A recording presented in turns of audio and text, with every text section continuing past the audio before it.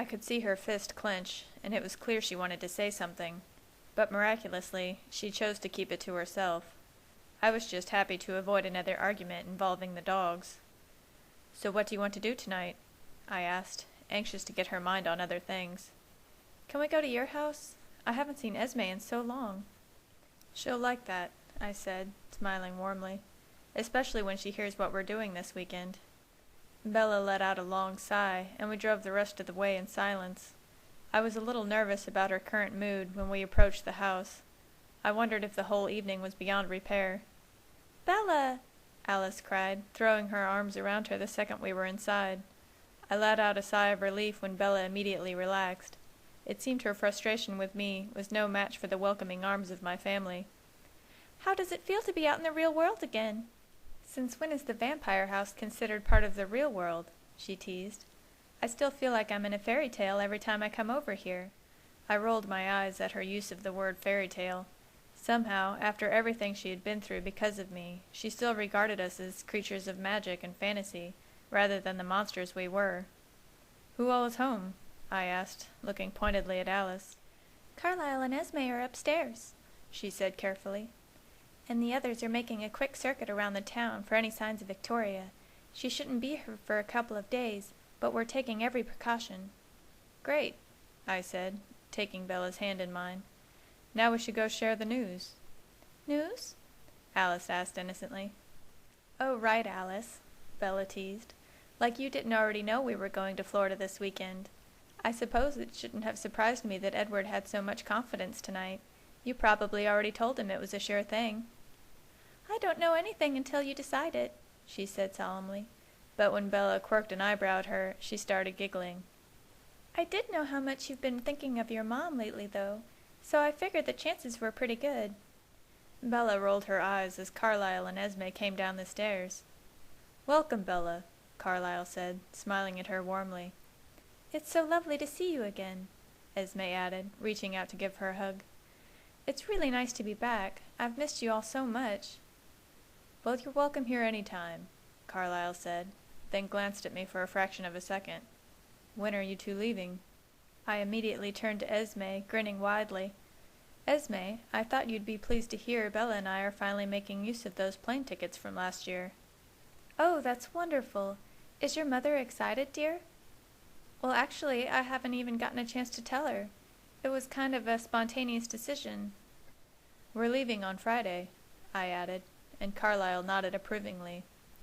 "From what Alice saw, that should be plenty of time. Does Bella know what's happening?" I shook my head in the tiniest of gestures, and he seemed relieved. While my family had always believed in being honest with Bella about the dangers around her, I felt that in this instance they all agreed it was unnecessary to worry her. It would all be taken care of soon enough. Victoria wasn't going to send us on the elaborate hunt that James had. "Bella," Alice said, motioning towards the kitchen, "would you like something to eat? Even though you haven't been around lately, we've been keeping things fully stocked." "No, thank you. I just had dinner with Charlie." "Dessert, maybe?" I glanced at Alice's carefully fixed smile and saw she was trying to allow Carlisle and I a chance to talk without Bella around. "She won't give up," I whispered to Bella. "You might as well take a few bites of something and get it over with." Bella sighed, and I gave her a quick kiss before she followed Alice into the kitchen.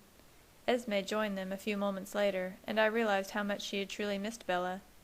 As soon as they were out of sight, I faced Carlisle. "Are you guys going to be able to take care of this by the time we get back Sunday night?" "I don't see why not. Alice saw her going directly to Bella's house. She's acting much more straightforward than James was, and she's completely alone. Don't worry. Just keep Bella distracted, and maybe try to have a little fun yourself." "Thanks." "Now Alice mentioned earlier that there was something Bella said that confused you. Was it something you wanted to talk about?" "Oh," I said, having forgotten about it with our new concerns. "It's nothing really, just a mildly irritating notion the wolves seem to have." "And what is that?" "Apparently they think we're the cause of their reappearance." "Do they really?" he asked, sounding more amused than I might have expected. "Well, I'll admit, it crossed my mind, though the timing makes it seem unlikely. They didn't show up until after we left." "That's what I thought. It is possible, though. that the change started when we arrived, and it simply took that long for it to complete itself. I suppose anything is possible. I don't know much about their kind. Fascinating species, though. I rolled my eyes. It was just like Carlyle to see everything, even the most despicable, volatile of creatures, as an interesting new learning experience. No, Alice, I promise it was delicious. I'm full, that's all. Bella was walking back towards me, Alice in full pout behind her. She barely ate 2 bites, she sulked. Well, maybe next time I'll have to bring her over before dinner, and you can play chef properly. Alice grinned, her spirits brightened, and led Bella and the rest of us into the living room. A few minutes later, the rest of my family came home. Emmett and Rosalie said perfunctory hellos, then retreated upstairs. I might have been more irritated at Rose, but she was obeying my wishes. If you can't be nice, don't be here. Alice and I played chess, while Jasper and Bella talked. Admittedly, it still made me nervous having them in such close proximity, but Jasper's guilt over the incident last year had made him so overly cautious it was nearly impossible to doubt his total control around her. He cared about her too, and he had spent so long feeling terrible about what had happened, I figured it was good for them to finally get to talk. Within minutes, Alice's and my game was over. There simply wasn't any point in playing it out, once we both saw where it was going. Sighing, she surrendered her king, then pushed the board towards Bella and Jasper. You two should play. At least Jasper won't be able to hear every move you're planning before you make it, she said indignantly. After their game was over, we spent the rest of the evening talking and laughing, catching Bella up on what she had missed. Alice convinced me to play the piano for a while, and as Bella sat beside me, looking up at me lovingly, the rest of my family disappeared. When we realized they were gone, we both laughed, remembering the first time they had not so subtly left us alone in this very spot. "They've missed you," I said softly, reaching up to run my fingers through her hair. "I missed you." "You see me every day," she whispered, her breath catching slightly as I leaned in to give her a soft kiss. "But not here, not in my home, where I can really be myself. You don't know how wonderful it is for me to have you here. It makes the house complete." She blushed, looking down at her lap, and I kissed her forehead. I took a deep breath and let my eyes shut, marveling at how perfect and content this moment was. It seemed impossible after all that had happened over the past few hours, yet here we were, just as I wanted to be. "I don't want to go," she said, peeking up from under her lashes. "But?" "But Charlie and I fought enough for one night, and I want to be back well before my curfew, so he doesn't think I'm pushing him simply to be defiant."